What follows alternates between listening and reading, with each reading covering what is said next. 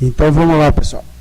171ª reunião da 13ª Legislatura da Câmara de Vereadores de Guarujá do Sul, no dia 26 de setembro de 2016.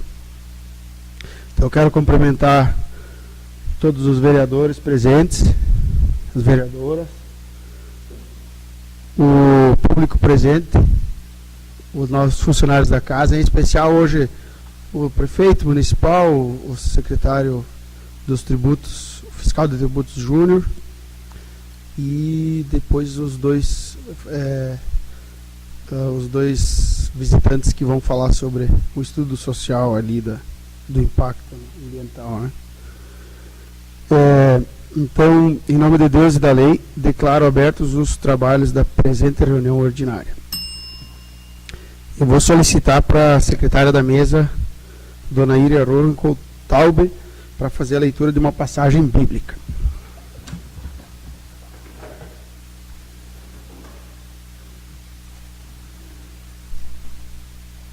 Jesus é o Senhor da história. Certo dia, Jesus entrou numa barca com seus discípulos e disse: "Vamos para o lado do lago." E partiram. Enquanto navegavam, Jesus adormeceu. Nisso, um vento forte atingiu o lago. A barca se enchia de água e eles corriam perigo. Os discípulos se aproximaram e acordaram Jesus, dizendo: "Mestre, mestre, estamos morrendo." Então Jesus se levantou e ameaçou o vento e o furor das águas. Estes pararam e a calma voltou. Jesus disse aos discípulos: "Onde está a fé que vocês têm?" Tomados de medo, eles ficaram admirados e diziam entre si: "Quem é esse homem que dá ordens até parar os ventos e a água também?" E eles lhe obedeceram. Palavras do Senhor.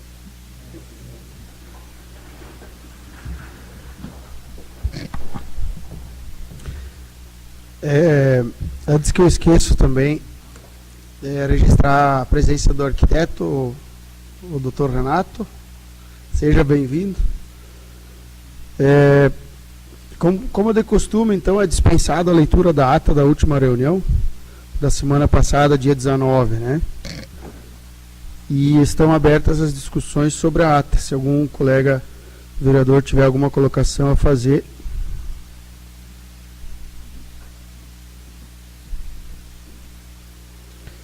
Bom, nenhuma colocação dos colegas, então a ata está em votação. Quem for favorável permanece como está e quem se opõe se manifesta.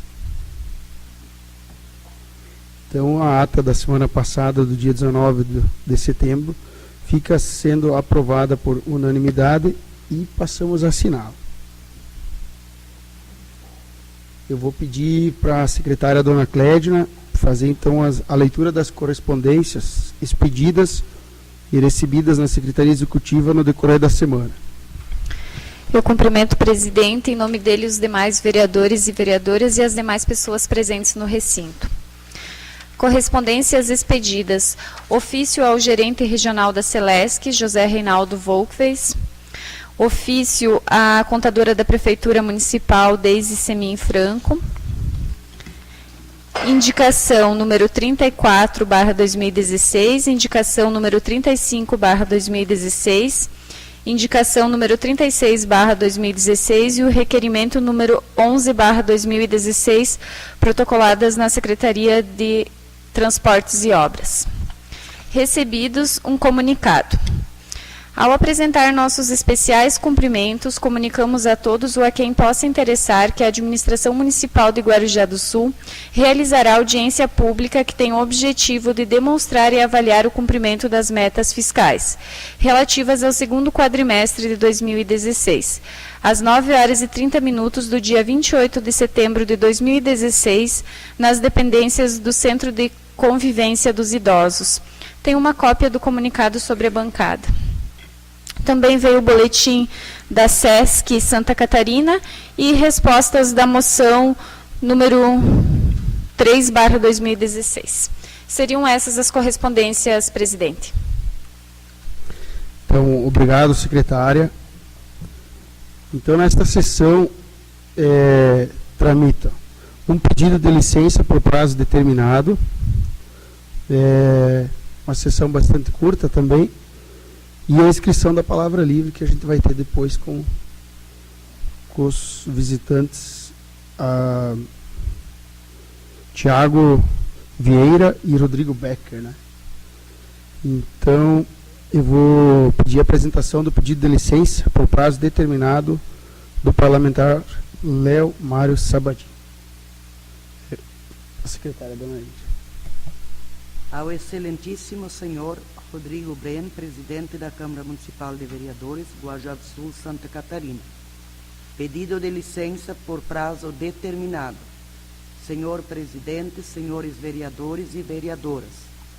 Eu, Léo Mário Sabadin, vereador pelo Partido Social Democrático, PSD, membro da coligação Guarujá do Sul Pode Mais, com assento nessa Casa Legislativa, venho respeitosamente solicitar a Vossa Excelência que, após deliberação em plenário, seja-me concedido licença por tempo determinado de 30 dias, a contar de 1º de outubro de 2016, respeitadas as prerrogativas do inciso 2º do artigo 28 da Lei Orgânica Municipal, em consonância com o inciso 3º do artigo 27 do Regimento Interno da Câmara Municipal de Vereadores.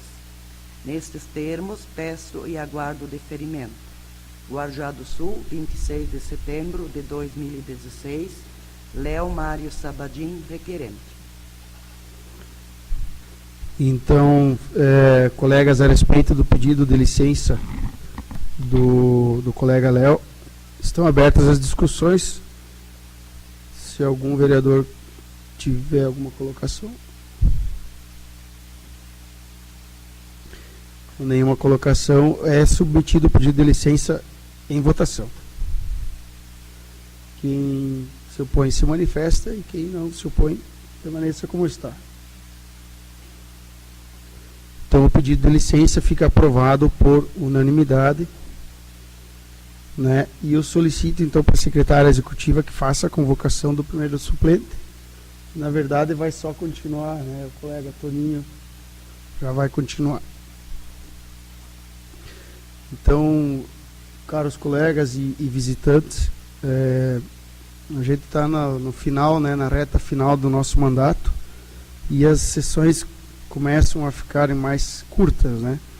A gente tem praticamente a incumbência de passar para os próximos legisladores.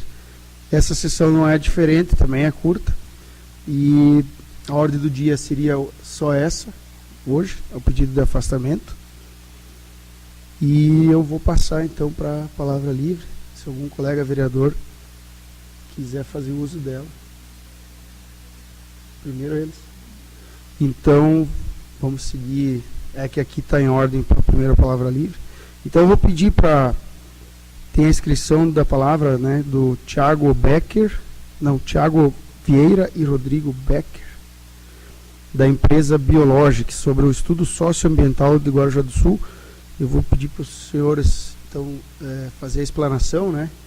Vocês têm, a princípio, 10 minutos, mas se for de comum acordo e haver necessidade, a gente pode prorrogar alguma coisa. Então, a palavra está com vocês.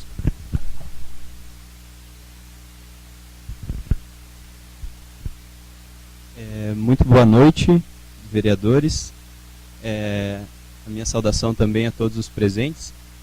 Gostaria inicialmente de pedir que o secretário Júnior, se possível, fizesse só a primeira palavra, né, como gestor do município, e em seguida nós viemos quanto técnicos da empresa que vamos executar para fazer a explanação do que é esse estudo propriamente dito, se me permite. Quero cumprimentar então o presidente da casa, o vereador Rodrigo Bren, em seu nome, cumprimentar os demais vereadores, cumprimentar a vereadora Mônica, a vereadora Ilha, e em seu nome cumprimentar a nossa secretária executiva, assessora jurídica, cumprimentar o prefeito municipal, e os demais presentes.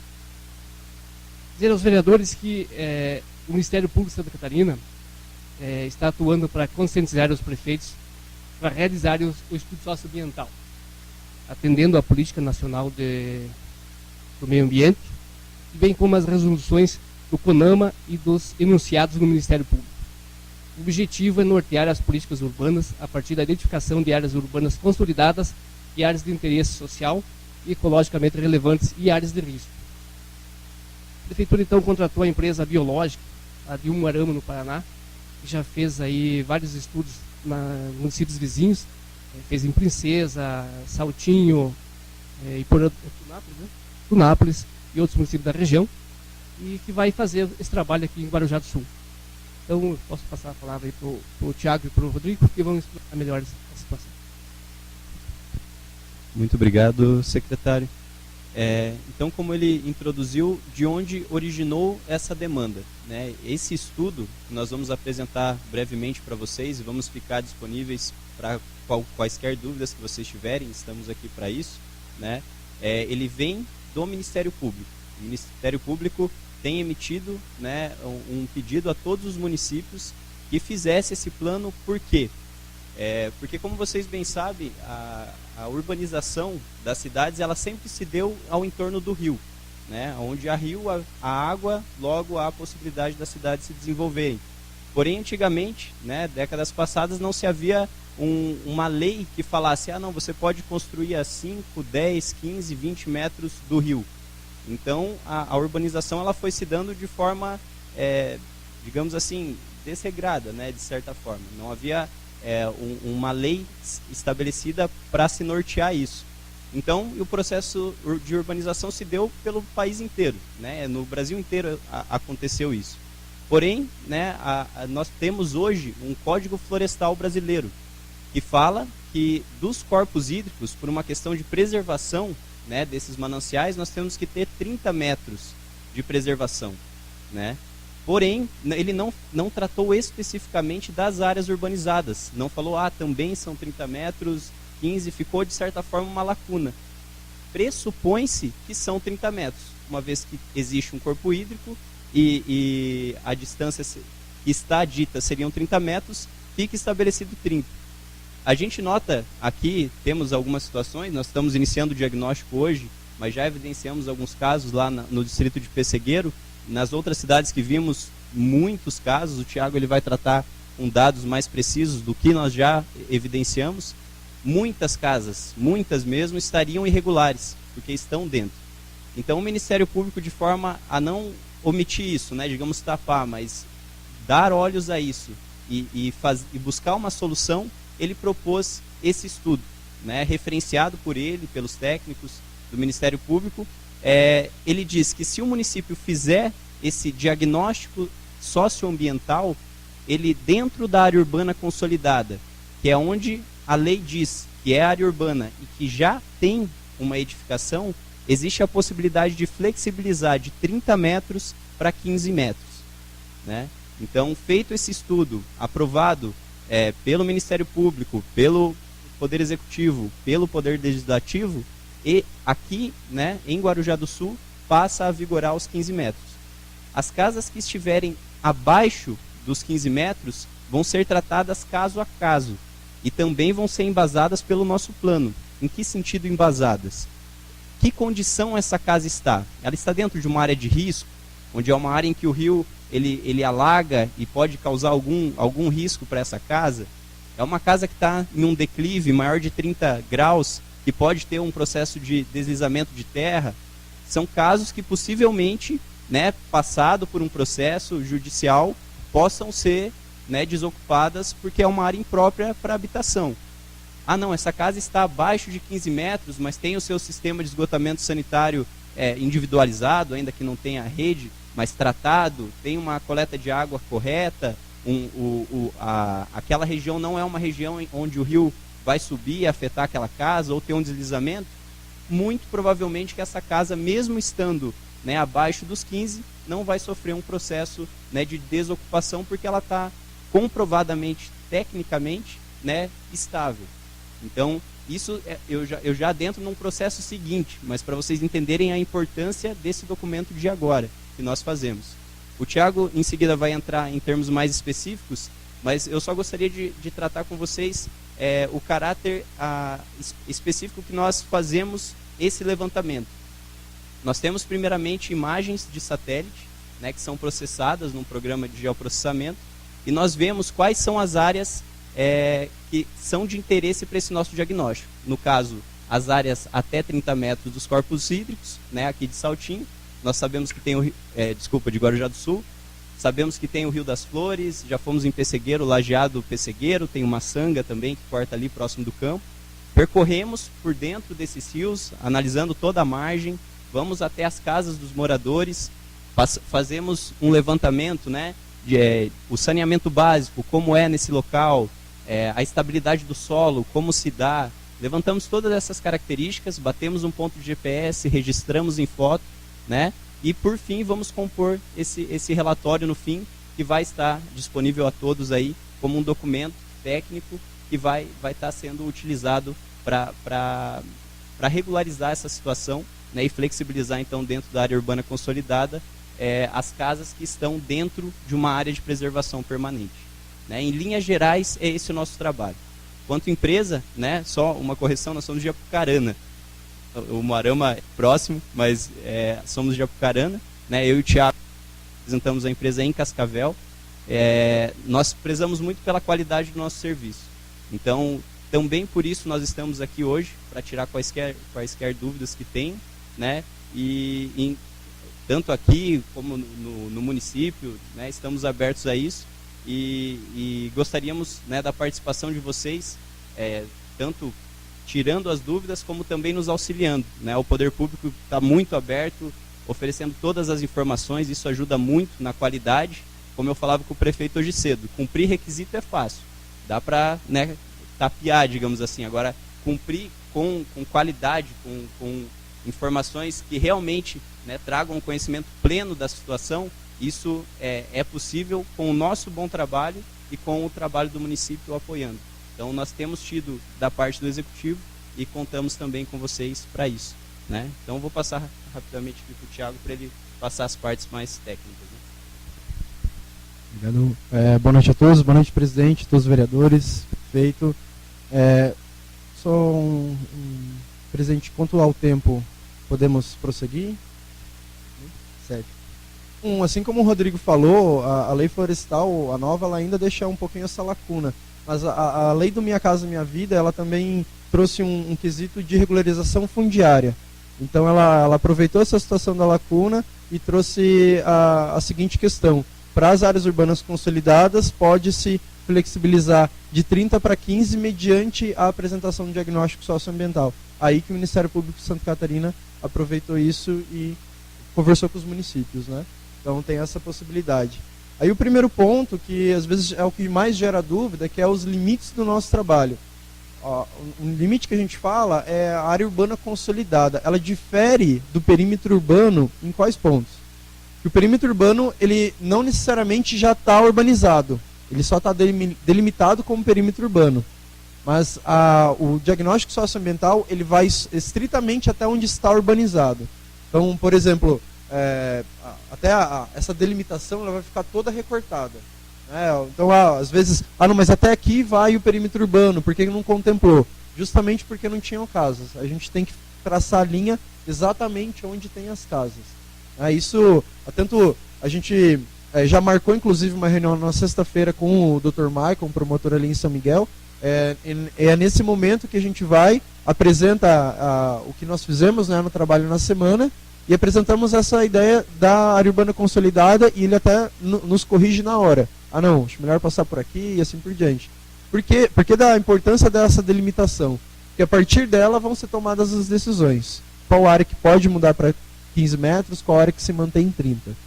Então, até um caso bem clássico. Tem um rio entrando na área urbana, tem uma parte que está urbanizada e uma parte que não está urbanizada. Na parte que não está urbanizada, 30 metros. A partir de que começou a urbanização, 15 metros. Então isso até fica um pouquinho difícil, né, de manejar toda essa situação, mas hoje esse é o entendimento do Ministério Público. Certo. E bem como, né? Mas aquela parte ela já tem asfalto, já tem água, já tem rede de esgoto, iluminação, mas ainda não tem casa. Não é considerado urbanizado. Ela está própria à urbanização, à construção de edificações e assim por diante, mas ainda não pode ser considerada dentro da área urbana. Então, o que muda, né? Essas questões dos 30 e 15, como o Rodrigo comentou antes, e caso a caso, até caso vocês não encontrem com munícipes, né, que já nos viram ou vão nos ver ao longo da semana, que nós vamos permanecer aqui provavelmente até sábado, caso eles perguntem, mas eu vou ter que ser removido, assim, né, que às vezes é uma situação que pode assustar, isso não vai constar no diagnóstico, porque é simplesmente uma foto que a gente vai tirar da situação aqui, explicando tecnicamente. Posteriormente, até o próprio promotor ele fala, é uma situação de 15, 20 anos que vai ser resolvida entre a Prefeitura e o Ministério Público. Então é caso a caso onde isso vai sendo analisado, né? Como os critérios que o Rodrigo apresentou, seja saneamento básico, seja risco por causa do declive e assim por diante. Então caso a caso. O importante agora é saber todos os pontos que estão dando problema, por que estão dando problema e se porventura podem vir a dar problema. Certo, quanto nascente identificada dentro da área urbana consolidada. A gente já encontrou, acho que em Tunápolis nós não encontramos nascente na área urbana, mas em Saltinho e em Princesa também. Aí, pelo entendimento do promotor, a área urbana, essa nascente antes de raio 50 metros, agora vira um raio 15 metros. Então ela também tem essa redução, né, mas ainda tem que manter esses 15 metros ao entorno da nascente identificada no caso. Agora uma questão bem clara também sobre curso hídrico canalizado. Pode ter casas próximas, não pode, e assim por diante. Quando a canalização, até novamente, como entendimento do Ministério Público aqui, ela só é plena, ela só é, digamos assim, pode ser considerada uma canalização se ela estiver 100% tampada. Se transforma no que é chamado de conduto forçado. Então, não tem vão livre algum. Ela está canalizada e está submersa. Então aí se extingue por completo a área de preservação permanente. Mas só nesses casos. Nos casos que o município tem interesse de canalizar algum rio aqui na área urbana, é todo um processo de licenciamento com a Fátima, né, e depois aprovação, é um licenciamento comum, assim, né, normal, vai seguindo esses trechos. E um outro ponto de extrema importância que a gente procura relatar, né, colocar isso no diagnóstico muito claro, é em relação às áreas de risco. Às vezes as áreas de risco elas expõem, né, algumas situações do município, mas isso é muito interessante porque é um ponto que fica muito tanto evidente, mas como fica claro tecnicamente para os próprios gestores públicos se embasarem, tanto buscar recurso para resolver essa situação e saber dialogar. Né? Então, às vezes, tecnicamente ainda não está muito explicitado e é o que a gente está aqui buscando fazer. Explicitar e explicar isso tecnicamente para que os gestores públicos, né, tanto também a Câmara possa identificar e ajudar, né, nessas situações para que se resolva. Então não tem nenhum papel que possa comprometer a qualidade do serviço público, né? É o papel mesmo de ajudar no diagnóstico para que isso seja resolvido. Certo. E como eu comentei anteriormente, isso no nosso diagnóstico não tem nenhuma solução. A gente só vai plenamente apresentar como está hoje a situação. A gente vai apresentar, por exemplo, quantos metros quadrados estão dentro dos 15 metros. Quantos metros quadrados estão entre 15 e 30. A gente estava conversando hoje com o prefeito pela manhã, e nos 3 diagnósticos que nós já executamos aqui, então já foram quase 20 mil metros quadrados de regularização já realizados. Então, tem um impacto para a cidade, para a área urbana, né, muito grande. Né? São terrenos que antes não podiam ser urbanizados, agora podem. São terrenos que antes estavam regulares, agora ficam regulares. Então, são situações bem interessantes que, a partir do diagnóstico, isso passa a valer. Então, mas quando que isso efetivamente passa a valer? Quando se aprova na Câmara. Né? Quando esse estudo técnico vira lei. Isso que é um marco, né? A partir desse momento. E depois disso, é um trabalho contínuo. Né? Então, identificou a área, ver se o município já tem recurso para fazer, como é que dá para resolver essas questões, e assim por diante. Né? É um trabalho que vai se estendendo, mas que, tanto como o Rodrigo falou, questão de qualidade, que a gente vai prezar por ficar o mais claro possível, utilizar de todos os modos possível. Né? A gente tem uma estratégia de escrita, que é apresentar um mapa da área, depois as fotografias e depois a escrita, né, para que fique o mais visual possível, o mais tranquilo possível de entendimento. Quanto ao aspecto técnico, creio que seja isso. E agora a gente fica à disposição para perguntas. Muito bem, então, os colegas tiver alguma pergunta, podem. Me permite, presidente, quero primeiramente cumprimentar o presidente, colega Iria, demais colegas vereadores, a equipe técnica que está aqui, prefeito municipal, o Júnior, demais pessoas presentes. Com certeza, eu acho que isso é fundamental, o trabalho que ele seja feito, aí como a gente está um pouco mais ligado a essa área, é o primeiro passo, como vocês falaram, para solucionar várias coisas lá na frente. A minha pergunta é, vocês têm uma ideia de até que período terminar esse trabalho no município? Certo. Quanto à parte de campo, essa semana a gente vai conseguir percorrer toda a área urbana e a gente se encaminha para esse mês de outubro, né? Já para a escrita e a finalização. E daí como é que a gente funciona? A gente faz uma primeira versão de avaliação. Então, aí a gente apresenta para a prefeitura, aí sim que aprovar, aí depois a gente finaliza, né, a última versão. Então a gente crê que esse mês a gente quer terminar já em outubro essa versão de avaliação, apresenta para a prefeitura, aí a gente já vai para os trâmites finais, então creio que ali em novembro já vem para audiência pública, né, daí já encaminhado para a Câmara, né, de vez para votação como projeto. Permite, presidente, cumprimentar então os vereadores, presidente, prefeitos, os assessores, público presente, cumprimentar os técnicos também. Só para a gente ficar um pouco situado, o que é considerado, até quando é considerado rio, sanga ou nascente? Até onde vocês que são técnicos podem dizer para nós aqui, agora já vocês poderiam dizer sim, precisamente alguns pontos assim mais específicos. A gente sabe que nós temos o Rio das Flores, temos essa sanga que vem aí da casa do Narciso, lá em cima, que eu acho que deve ser o maior problema da cidade, deve ser esse. E do outro lado de cá também. Tem mais alguns pontos que poderiam ser enquadrados na área urbana aqui, como nascente, como córrego. Sobre esse ponto ainda a gente não conseguiu explorar tudo para te dizer com certeza quais outros pontos poderiam ser enquadrados, né? Mas a diferenciação entre rio, córrego e sanga, no entendimento a gente coloca como um rio, como um curso hídrico, como um manancial, né? Então a partir disso se traça.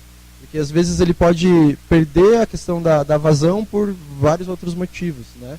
Mas ele tem uma vazão contínua.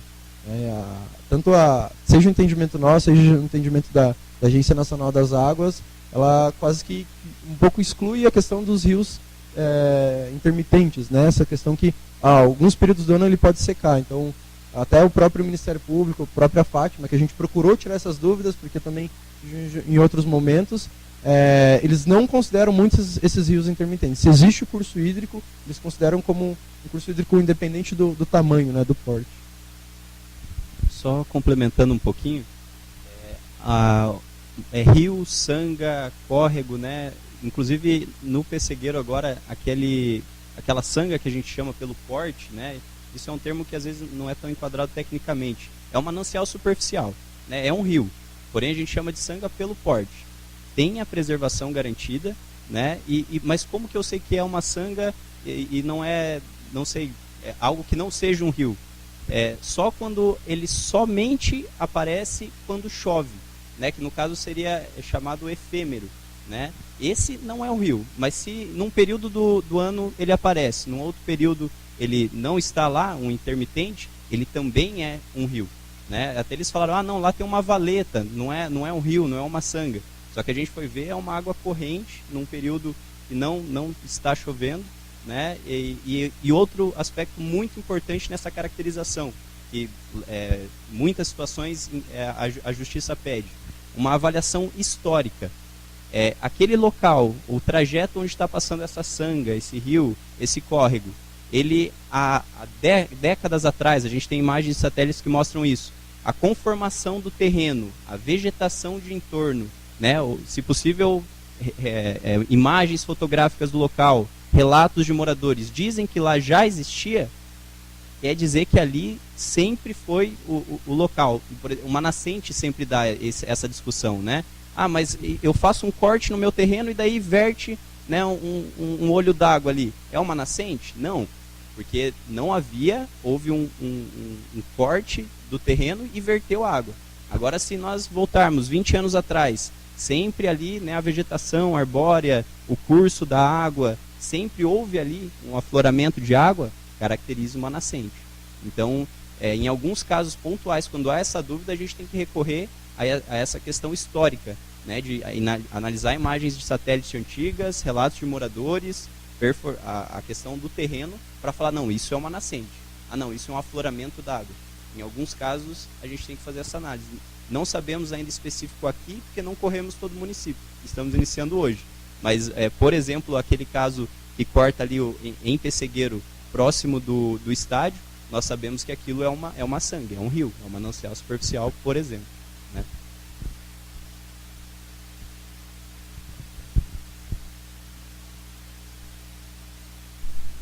Mais algum colega tem? Tá aberto. Um dos pontos que surgem mesmo e que me preocupa é a questão das fontes e os poços que a gente tem chamado, né? A identificação desses pontos dentro do município e aí até onde eles vão ser considerados como nascentes para ter um raio de 50 metros ou reduzido para 15, né? E aonde eles não vão ser considerados, né? Eu acho que esse é um ponto assim bem importante e que aí no nosso município a gente vai encontrar vários casos, né? Não sei se vocês poderiam explanar um pouquinho como tem ocorrido as situações a respeito desse ponto. Poços como forma de captação de água para o morador. Isso. Aquele poço, aquele local que foi cavocado, 2, 3 metros de profundidade, hoje ele é fechado, né? E aí surge essa dúvida, como se está se tratando esse ponto? Dentro do nosso trabalho de diagnóstico socioambiental, nós pontuamos, sempre que evidenciamos, nós vamos com o GPS, pontuamos ele e caracterizamos como poço tubular profundo, dá para ver a profundidade, o máximo de especificidade possível, mas não é uma nascente. Por quê? Porque ali o homem que foi lá, escavou e aí verteu a água e ele está utilizando. Em que local do nosso trabalho que vai enquadrar? No saneamento básico, abastecimento de água. Fontes de abastecimento. Existe a fonte pública da Casan, lá em Pessegueiro existe a fonte comunitária, que são os poços, nós ainda não fomos neles, mas vamos. E existem fontes alternativas que os munícipes utilizam. Nós não adentramos em, esse poço tem outorga, não é a nossa função. Nós pontuamos, existe um poço utilizado para abastecimento, dessedentação animal, lavagem da casa, ou abastecimento humano, enfim, caracterizamos nisso. Mas respondendo, não é uma área que vai ter que ter uma proteção de entorno, porque não é uma nascente. Ela foi escavada, houve um manejo ali humano, aflorou e é utilizada para abastecimento. Então, vamos constar como abastecimento de água. Principais dúvidas até minha quanto ao entendimento que se tinha. E aí, até colocando a própria comunidade de linha Pessegueiro, né, que vocês vão encontrar vários casos desses, né, e aí até onde seria considerado isso um problema ou não, né, porque aí a população até primeiro se preocupa, se é para então eu considerar isso aqui como uma nascente, então eu vou tampar ele novamente, né, então para não, então essa é a expressão que a gente tem, né. E aí, com certeza, vocês vão ser questionados quanto a isso, né, mas até para a gente já estar passando um entendimento, né, quanto vereador. Obrigada. Só complementando, ali a questão do poço, ela entra muito em relação ao esgotamento sanitário. Então, se tem uma fossa, como é que está, se está próximo, como a gente viu um caso ali, tem um poço e tem a fossa próxima ao rio. Então, o que vocês possam influenciar com a subida do rio, e às vezes com muita sujeira no rio, pode contaminar o poço. Então, essas relações que também vão ser formadas. Então, às vezes, medidas já imediatas de tratamento de esgoto, para também a questão de combater possíveis doenças, né? Então, essas relações mais nesse sentido. Mais uma pergunta, presidente, por favor. O trabalho de vocês se estende aqui no perímetro urbano, aqui na sede, aqui, no Pessegueiro, em Baixo Arara também? Não é considerado o perímetro urbano lá? A primeira etapa só aqui. Então tá, só isso, obrigado.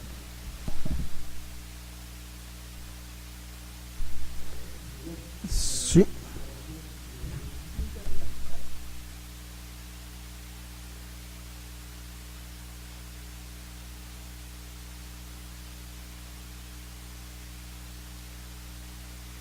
Indenização dessa moradia, vamos supor. Até, vereador, a gente não entra nos limites desse ponto, porque até chegar nesse ponto de indenização, precisa de históricos, né? Histórico da edificação, quando que ela foi instalada, qual que é a real situação dela, que é o que a gente vai expor, junta toda essa documentação para aí se chegar nesse ponto. É um caso que não nos trata, né, não compete em conta o diagnóstico, mas que fica exclusivamente com a gestão pública, com o executivo e com o Ministério Público, que vão fazer essa determinação. Mas um caso que já ocorreu em outros municípios é o caso da autorização indevida da construção. Então, o Ministério Público já tinha informado o executivo que não poderia construir dentro dos 30 metros, construiu e foi pedido para o morador fazer a demolição da edificação e o morador indenizou a prefeitura. Então, a prefeitura que vai arcar com as custas. Então, esse é um caso bem clássico que já aconteceu, né? Mas posteriormente aqui, em se tratando de Guarujá do Sul, até chegar num caso de indenização para remoção, né, de pessoas em áreas de risco, vai um tempo aí, um histórico, né, seja jurídico, seja de tributos, de documentação da própria edificação, né, a BIT Alvará, para se chegar nesse ponto. Mas é da gestão pública e do Ministério Público que faz essa decisão. Mais algum colega fazer alguma colocação, tirar alguma dúvida? Bom, então eu agradeço a explanação dos técnicos, né? O Thiago Vieira e Rodrigo Becker. E vamos aguardar, né? Então a gente vai até ver o resultado até o final do ano. Ainda vai constar nessa legislatura, então provavelmente, né? Então vamos aguardar e desejar para vocês boa sorte, né? Nesse trabalho aí.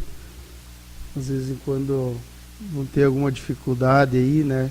Ninguém gosta, ainda mais morando perto de rio, que alguém vem tirar foto, né? Alguém estranho aí.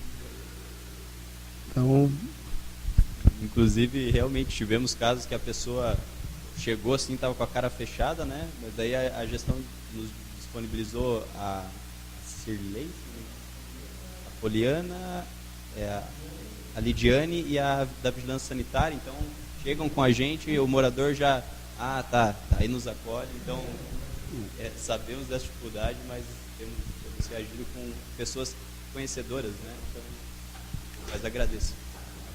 Não, então nós que agradecemos e até agradeço a iniciativa, né, do prefeito e do fiscal Júnior, né? Eu acho que são coisas que são necessárias, né? Não tenho que fugir.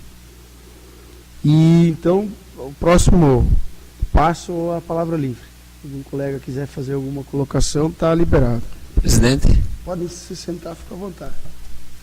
para cumprimentar o presidente, os demais vereadores, prefeito municipal, demais pessoas. Eu só pediria autorização para me ausentar, presidente. Obrigado. Da mesma forma, eu, presidente, se me concedia a permissão, gostaria de me ausentar. Obrigado. Autorização concedida. Segue a palavra livre, colegas.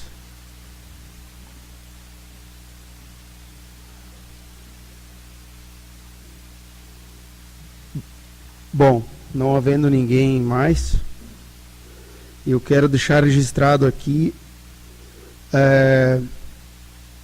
que eu ouvi um comentário que esta Câmara de Vereadores não estaria mais permitindo que o coral, como de costume, né, fosse fazer os seus ensaios aqui. Então queremos mais uma vez deixar registrado publicamente que isso é uma inverdade, né, desde do presidente Alcione e também agora dando sequência ao presidente Alcione. Em nenhum momento essa Câmara de Vereadores proibiu ou impediu que esse ensaio de coral fosse feito aqui, para deixar registrado mesmo, porque às vezes algum desentendimento, alguma pessoa talvez de má fé, né, no sentido de repente atingir pessoas que não merecem, e deixar bem claro que essa Câmara aqui está aberta para todas as entidades, e não diferente seria com o coral. E agradecer mais uma vez o trabalho da dona Clédina, que sempre conduziu e está, vamos dizer assim, administrando a altura. Eu acho que nós, vereadores, merecemos até mais, muito mais, às vezes. E deixar registrado isso, né, para que não fique aquele diz que acaba, às vezes, que nós, vereadores, aqui passamos por maus, né. Bom, então, colegas, eu vou convidar todos para a próxima reunião no dia 3 de outubro de 2016, né, na próxima segunda-feira, às 7 horas, quando então nós já vamos saber o nome dos nossos, os que vão nos substituir no ano que vem, né, por mais 4 anos, e dos prefeitos também, né, que vão, do prefeito e vice. E então, tenham uma boa semana. Desejo uma boa noite para todos. Está encerrada a sessão.